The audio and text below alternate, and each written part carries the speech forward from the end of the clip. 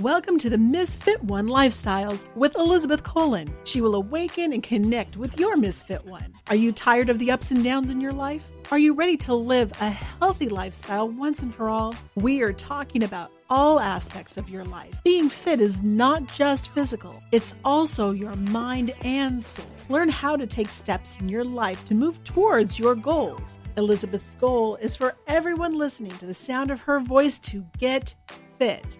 Let's get focused, let's get intentional, and let's transform. Now here's your host, Elizabeth Colin. Hey guys, welcome to another episode of Misfit One Lifestyles with your girl, Elizabeth Colin. And today's guest won't disappoint. Listen, the secret of change is to focus all of your energy not on fighting the old, but building on the new. And my guest does just that. Nisha Pai, how are you? Welcome. Thank you. First of all, I love your energy. I love your spirit.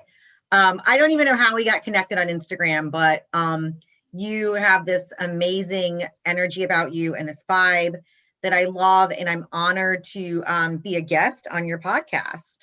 Well, you know what is so great about that is we actually met face to face, you guys. So that's how unforgettable I am, but it's all good. Wait, Elizabeth, you're calling me out here. When did we meet face to face? We met at an event. You was reading a part of your book. I think it was Sparks. Oh my God, yes, the Spark publication event. Man, you have an amazing memory. I am horrible, so I apologize. No, listen, I understand. Before my book launch. Yeah. That was over a year ago because it was pre-COVID. Yes, that's when we actually was able to get out and meet people. That was the good old days. Accept my apology because my brain is a blur from that point through COVID, and I feel like I'm just now starting to get it back. Listen, it's all good because, you were doing your thing. I was just sitting in the audience. I was just watching and admiring and in awe of you reading from your book. And I'm just so proud of your journey. So I get it. I understand 100%. It's all good. I am so happy to have you here. For so many reasons. You are such a talented, incredible woman who have lived through things and wrote your book about it. First of all, I know you as an author. That's how I met you. But I know you are also the founder of Pi CPA, right? Yes, that's right. Right. Mm-hmm. And you are an accountant, CPA. Yeah, go ahead. Tell us about yourself. Yeah. I wanted to be, as a young girl, a minority girl in the South, born and raised, I wanted to go into something creative. I wanted to do something in fashion or design, and my parents, being first generation and my parents being immigrants, they were like, no way, we are not going to send you to school unless you become a doctor, a lawyer, an accountant, an engineer. And so I went to school for accounting. I did really well in it. And here's what I am. But what I realized was that does not define me. Being an accountant wasn't going to be my legacy. It wasn't going to be it's just what I did. It was a means to get to where I want to be. But I knew that I wanted something bigger and more for my personal brand and a way to touch people and touch lives that was outside of being an accountant. So I'm a unique accountant because not many accountants personally brand themselves or get out of their box. Right. And when you say, let's break it down for people because they can't see your lovely self. When you say, she's gorgeous, y'all. I should put this one out here because you can see no makeup, just out of the shower. Elizabeth gets the raw, real me today. And that's all I want. Because listen, this is how we meet, in raw and real. And your book is Overcoming Ordinary Obstacles. And when you say you're a minority, tell them what I'm minority as a Black woman, right? Yes. Yes. And when you say I'm a minority, I think people, especially my audiences, are going to automatically think you are you using that Black girl magic. But please I'm tell using the people, brown girl magic. yeah, So I'm Indian, and I grew up in East Tennessee, and then partially, and then in North Carolina. And back then in the 70s, I just turned 50, so that tells you my age, and the fact that I grew up in the 70s, and there weren't a lot of opportunities. There weren't role models for me back then that said, "Hey, Indian girl, you can be this, this, or this." Right. right. And so, and I write about it in my book that I felt I had this Oprah moment almost. And I was like, I knew that I was bigger. There was something bigger in my soul than being in East Tennessee and population 12,000 Greenville. And I was like, I've got something bigger. I don't know what it is that I need to get out into the world. And the book that I wrote was sort of the vehicle, if you will, for me to get that out there. I am so in awe of you because I'm going to go back on that. You just turned 50. I'm right behind you. I just turned 49. So we were raised in that same area, that Yes. era of it did not have people that looked like me. Right. Or you on TV. And so we did not have the opportunities. We had them. They didn't think we had the opportunities that was allotted for everyone else. And I understand 100% how you said your family was like, listen, I'm paying for college for doctor, lawyer, engineer, Yeah. CPA, because the other stuff was foolishness. Right. Right. Right? You're going to be hungry. You're not going to be able to make it. You're going to be able, it's like, no, keep your feet on the ground, stay solid, stop doing these things. And I love that you came out and like, no, that does not define me. Right. And I wasn't going to be put in a box. And I just wanted so much more for my life than crunching numbers or working for the man. And I knew I just knew there was something bigger. I didn't know what it was. And bigger doesn't have to equate Oprah big or Beyonce big or J-Lo big. It could be big in your community, big in your home. And I just wanted to be bigger. And that's Nisa, you did defined that. in any way. Yeah. You did that because you Oh, are thank big. you. You are big in this community. We are both in Charlotte. Yes. And what's great about it is literally when I say it no BS. I am so proud of you. Thank you. Thank you And so much. seriously, when I was listening to you read from Overcoming Ordinary Obstacles, I sat back and I was fangirling it. That's why you don't remember me. Listen, celebrities very seldom remember the fans. And I was like, oh my God. That was all me. And I Oh was gosh, stop, fangirling girl, it. stop. So Oh my goodness. when you was reading and telling your story and just watching you glow, like your aura around you was so strong. um Thank you. just so impressed. So when you say big girlfriend, you big, you did the thing, you did the thing. Thank you. Thank you. And I don't look at myself in that way. I was raised in a very humble household. And so my goal is not to chase money or fame. My goal is how many lives can I touch? Yes. And how many awesome people can I meet on my journey? That's what it's about for me. I'm glad you said that, Nisha, because that's what I was going to ask. Big means so many things to so many different people, and I love how you broke it down. Not the other big, like in the world, like J-Lo, Oprah, and all. I mean, those are nice. You know, I'm not gonna stop my blessings, but Right. I love Amen. when. Yeah. Amen. But that's not what I'm chasing. That's not what I'm Correct. asking for. Correct. If that becomes a part of it, great. But even with that comes issues and Whew. problems. So, Yes. which we see and know, but no, I had a guy break up with me.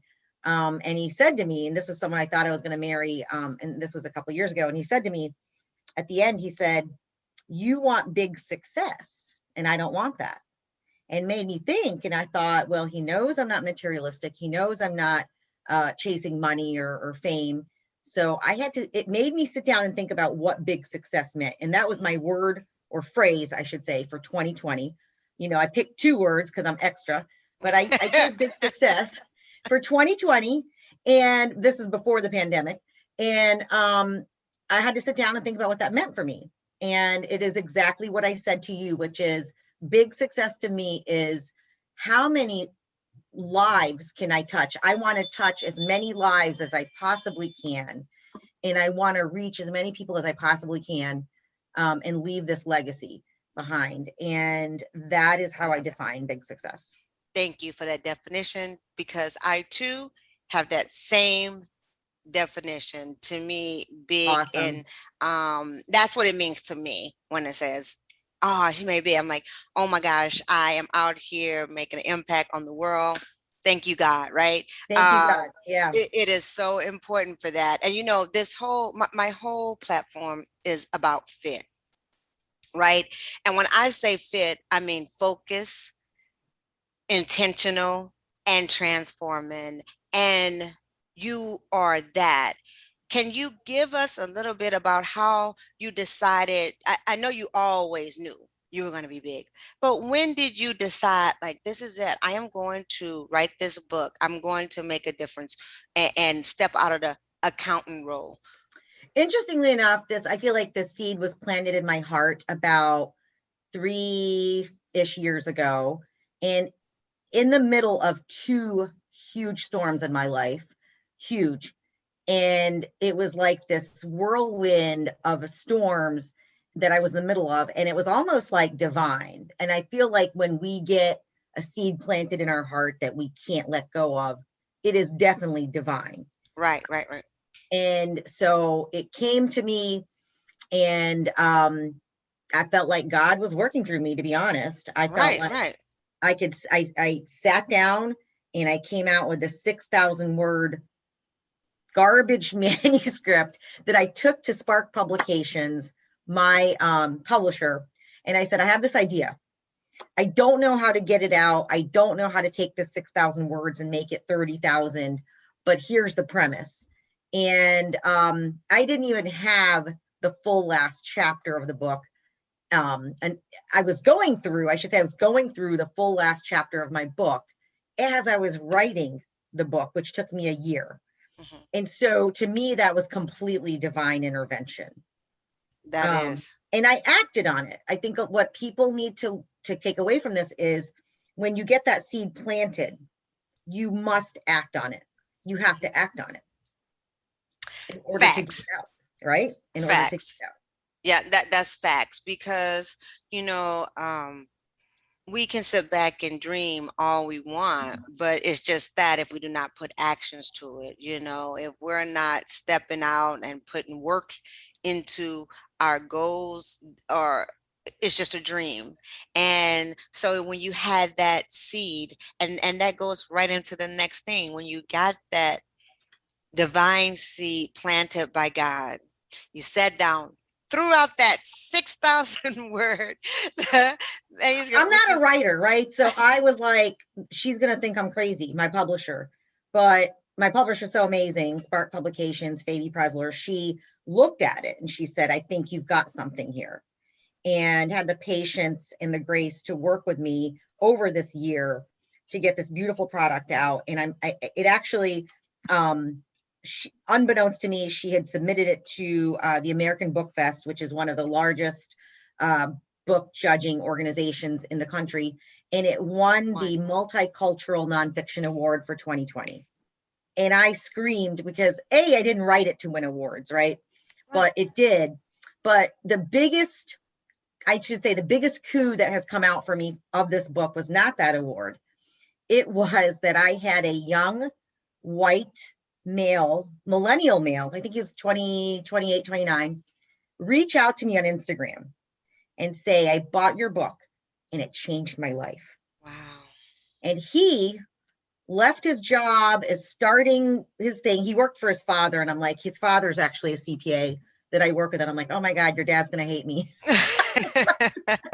He left his job and is now doing his thing and is super happy. And then shared my book and shared my story with other millennials. So, I want to reach that generation.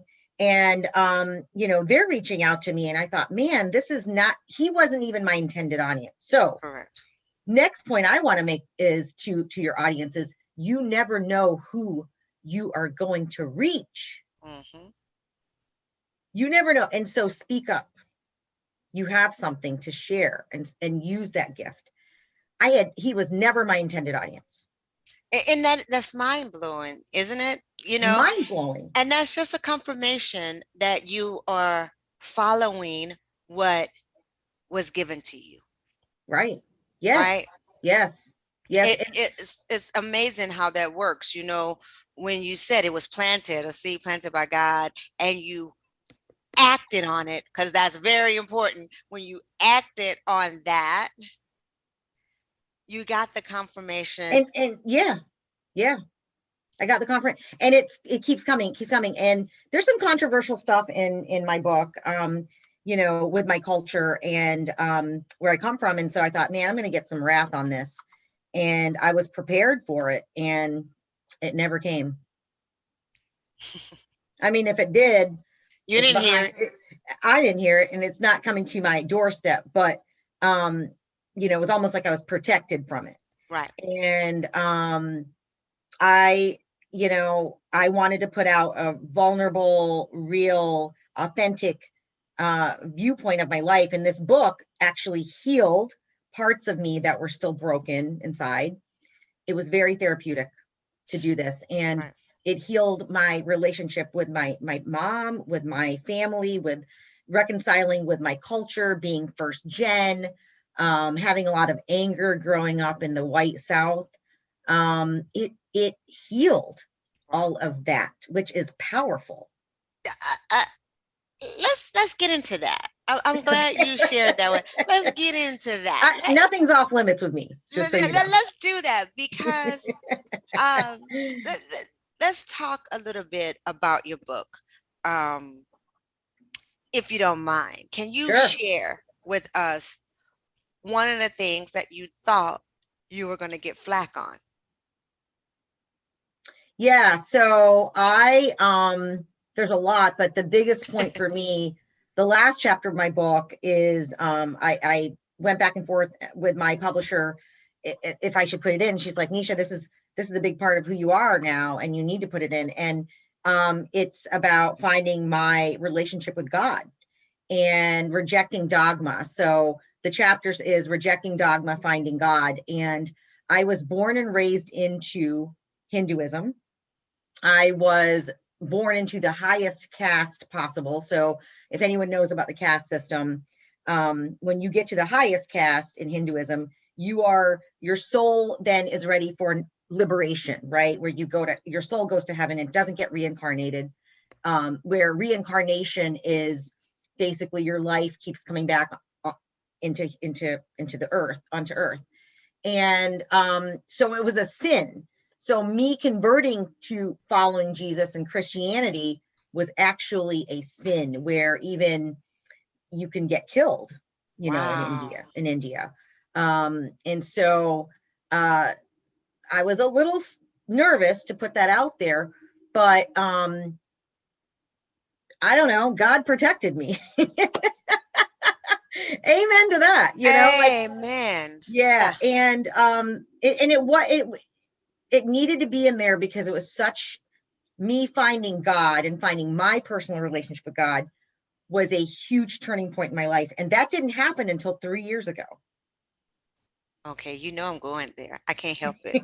You know, I can't even help it. Like, I'm sitting on the edge of my seat. I'm like, I'm leaning in. And yeah, because what's great about it is because I did not know those things. I know that is Hindu is their religion, but I did not know the casting, and you could be killed for changing it, because all I know is Catholic, Baptist, this and that, and they talk about you, but they're not going to kill you when you Right. change a religion. So can you now, because I'm in what happened 3 years ago that was the Well, yeah, and that's also in my book, but I will say just a it had to snippet. do because it's a whole chapter of how God had chased me my whole life. But there was a particular moment, and the guy that I mentioned that I said had a problem with my big success was a man I thought I loved, I fell in love with, I thought I was going to marry him. He was Christian, and I at the time was like, I am not converting for a man. I am not going to do anything for a man. I love who I am, Go ahead with your big success, mine. And, I said, I'm Hindu, but, I love him. So I'll go to church with him. So I went to church with him one day, and the abridged version here is I go to church with him, and it's a predominantly white affluent church in Charlotte. Okay. So, not what you would expect what I'm about to say. So I go to this church, we're sitting in the congregation, the lights go out after the worship music, and a video comes on. And there's a little 11-year-old Indian girl on the screen. Mm-hmm. And she's talking to me. The girl was talking to me. To you. I understand what you're saying. To you.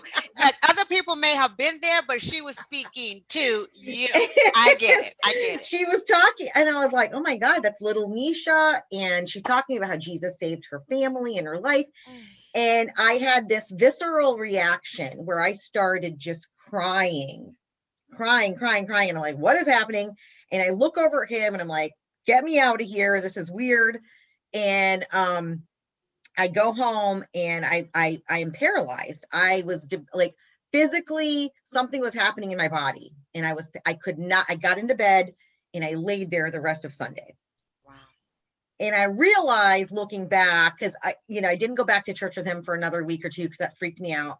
And I went back, and it kind of happened again. And I realized that was my inner spiritual battle of, I want to be over here. Mm-hmm. But I can't go over there because you're going to deny your culture and your past and your family and your people and your ancestry. You can't do that. And it was this battle, and he and I actually broke up.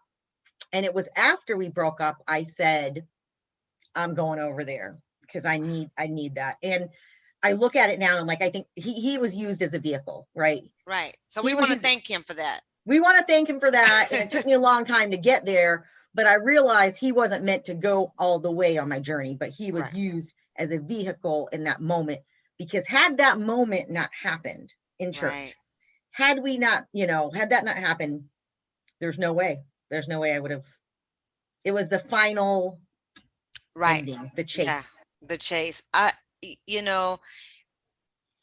That is so profound. I really do have goosebumps over here, like, because I understand those times when you say, oh, wait a minute, they talking to me. Yeah. Right. And I love how you were able to say that was my inner spirit. Yeah. And was able to connect those dots, because I'm a little slow. I'm gonna tell the truth, Nisa. I'm a little slow. I say I need God to do my prayer to him always. Now that I figured out, I cannot have that, bush on fire. Because maybe the bush caught on fire. Somebody was smoking, maybe, or the cock, the rooster croaking three. I don't know. Yeah. Maybe, I wouldn't catch those. So I say, God, when you're giving me a clue, a thing, I need you to really hit me on the forehead. I need it to be like, hey, and he does that. Drop the bomb in front of me. Yeah. He does. It's just a big hit. Oh, Oh yeah, I'm listening. Okay, Yeah. now what? Yeah, and it's great when you have those moments and able to recognize that, because many of us have that moment, but like I said, oh, that bush is on fire. Let me put it out, right? Yeah. Is not usually recognized within that. That is a message that is for you Well, to right. move. Right. And the biggest aha moment for me was I and you and we are all uniquely and wonderfully made. And when I was growing up as a white little girl, white, no, brown little girl in white East Tennessee, um, I felt invisible. I felt unseen, unheard. And when I realized, wait a minute, I was intentionally made, Mm, and you're intentionally made, and you are, and you are, and you are, it was like, whoa, mind blowing aha moment for me of I belong here. mhm. You I, belong here. We belong here. And it is our purpose to find our life's purpose, right? It is, we are to find what our life's purpose is. But when I realized that I wasn't an outcast and that I didn't need to look externally for validation anymore because my validation comes from above, mhm. that I could then get it from above and give it out, right? That I could be overflowed with love and grace and kindness and mercy and be that and give that, which is what I work on every single day. Right. And it's not easy in the flesh, right? It's not Trust easy. me. Yeah, would you listen? It's the you are the preacher talking to the choir Yeah. here. I Yeah. understand, Yeah. and that moves into intentional, everything I do, like you, it's intentional. I have to work on it. I start my morning a certain way. I move with intention in this world. And like you said, it's hard. It's hard. But it can be done. So how do you start your day? How do you really, when you wake up, what do you do when you get up in the morning? How do you start? Well, I had a bad habit of going on to Instagram and scrolling immediately. So I had to change all of that. And I like to just wake up, kind of be in quietness for a little bit and pray, say my prayers like, Mhm. what do I want for the day? How do I want to show up for the day? Um, and really just kind of am quiet, right, within myself for a little bit before I jump out, check my emails, social media, whatever.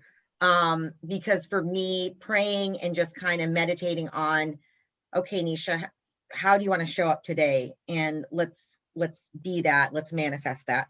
And then I just go out and get my coffee, email, social media, all of that. And that kind of sets the tone for me.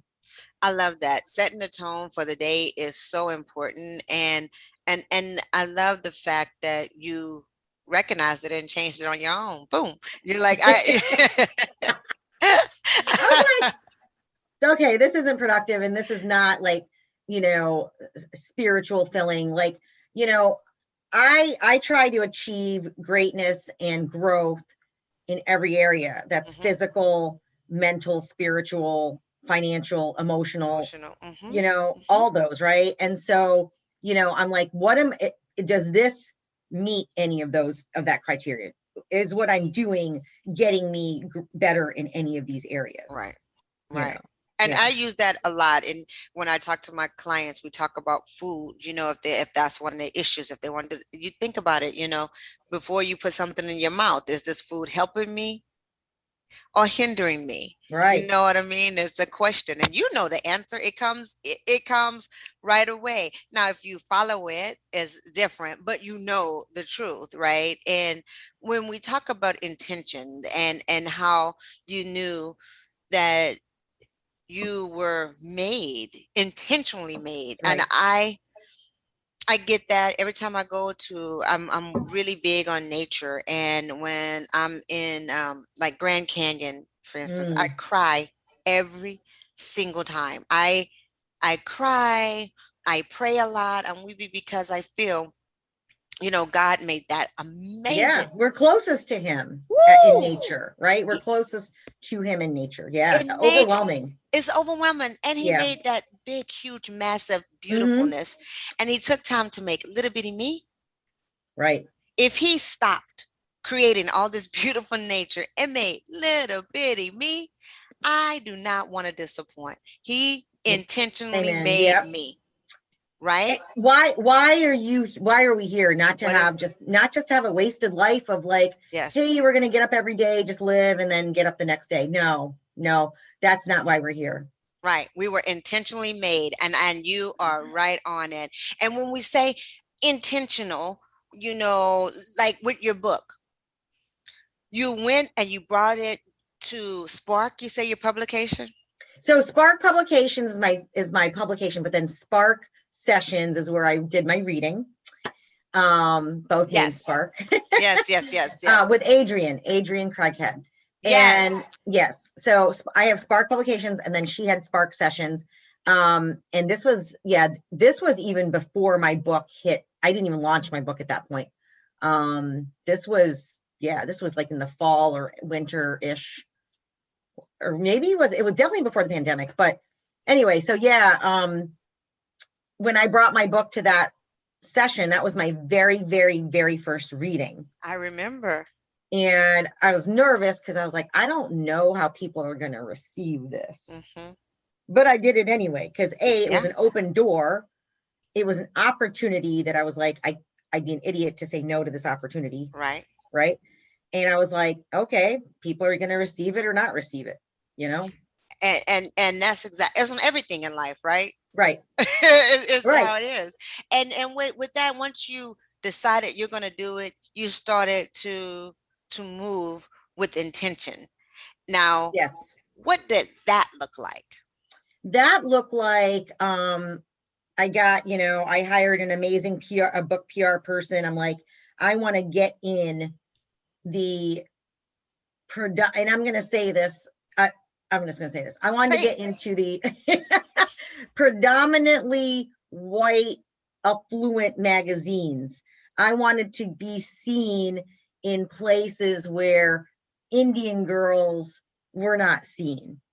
And I was like, how can I get there? So I hired, I wanted to be seen and heard, right? So I hired a PR person. She got me in South Park Magazine, Valentine Magazine, the news, locally.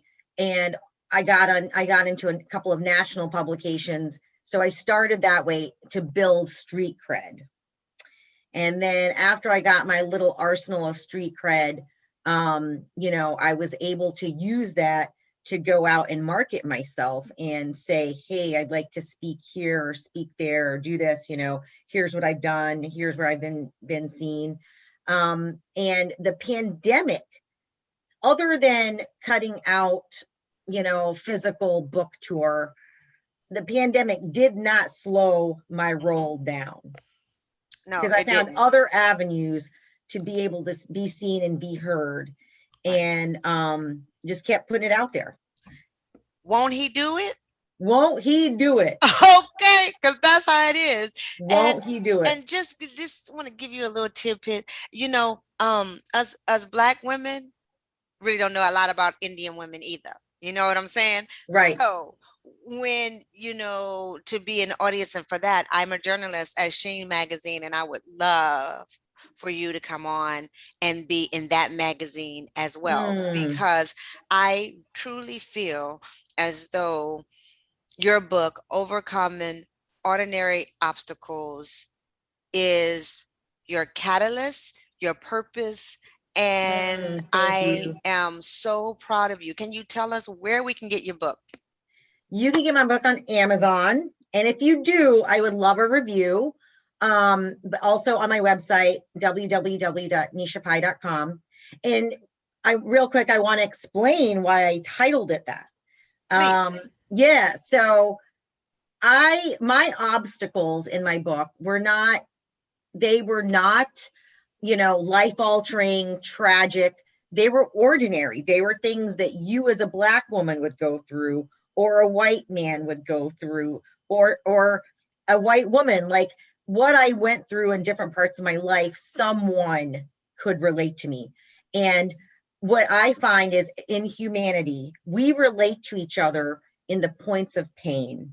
That's when we really come together. Mhm. And in those points of pain is a trajectory opportunity for us to rise or deflate. Wow. And I choose to rise. And I think people who come across their own obstacles, I want them to choose to rise. Drop mic. Boom. That's it, because that, it is. I still haven't gotten a book. I need to get the book so that I can speak on it firsthand. But I do know it made a lasting impression on me when I heard you read it.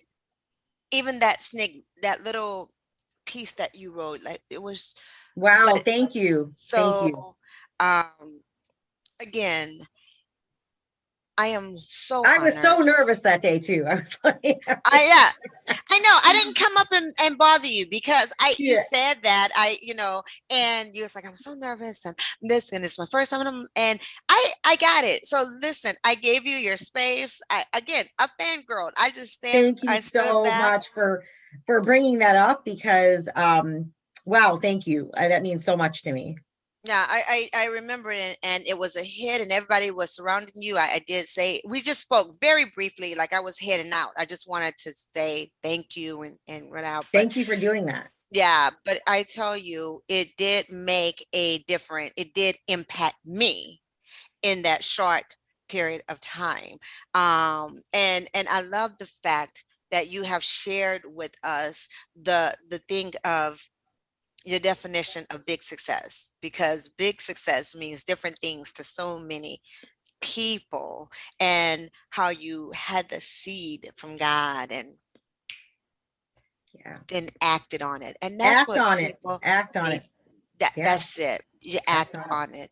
And when you put things in your book, now that's what I'm saying. I'm dying to read it now. Like I gotta get it. I gotta Well, get I'm it. going to send you one. I'm going to send you Oh, one. So thank you. Thank you. I But would be honored for you to read it, and knowing now a little bit more, I would love to get your insight, but you're going to find yourself in my book. You will. There will be a story or two or something, and I know you will. So right. And like you said, the 20-year-old white guy found himself in that book. So we he did. all will find He a did. little And bit it of is us. it's my biggest testimony, and he's my biggest, longest review on Amazon. And, I chuckled with my publisher because I said, when she asked me, who's your audience? I said, women. She's like, well, that's too broad. So we had to narrow it down. And a man was never my intended audience. I think that's so amazing. And that's just again confirmation that you are doing what you were Yes, made ma'am. to do. Yes, This ma'am. is that's all that is confirmation of that. And I just want to thank you again for taking time out. And before I wrap it up, is it anything else that you want to share with us? No, I am just so thankful that we have this opportunity post COVID, that I hope that after this rough year that we've had, that people come out of it with more intention and more love, and that we now can having been in such a horrible place, now that we can rise together and find, more intention, more purpose, and more love. And I encourage everybody to find that and to do that. I agree. I encourage them as well. When we say amen, we both agree on that. Let's Right. do that, and hopefully we get to go back out and meet again in the real Oh, world. we're definitely going to. Because we're going to be open. I mean, we kind of opened up a little, we're doing things now. Uh, but I am honored, and I know that everybody who is listening have been touched by you, and knowing that overcoming ordinary obstacles is not just something that you thought to do. It was planted, and we thank you for sharing it with us. And Thank you. I Thank you so am much. I really am. I am a huge fan. I fangirled out. And so I'm honored. I'm honored to be a guest. Thank you. And yeah, I'm going to get a book to you, and we're definitely going to meet up in real life. absolutely, That's going to happen. I absolutely. love to Yes. surround myself with positive energy and women who are doing things and putting themselves out there and taking the risks. Yeah, because it's not easy being cheesy when you got a little brown in your melon, right? You know what I'm saying? When you got a little, Yeah, yeah. it's not easy. But we have people like you out there that we want to honor and salute. And thank you all for listening in today. Thank And you. until next week, you guys, stay fit.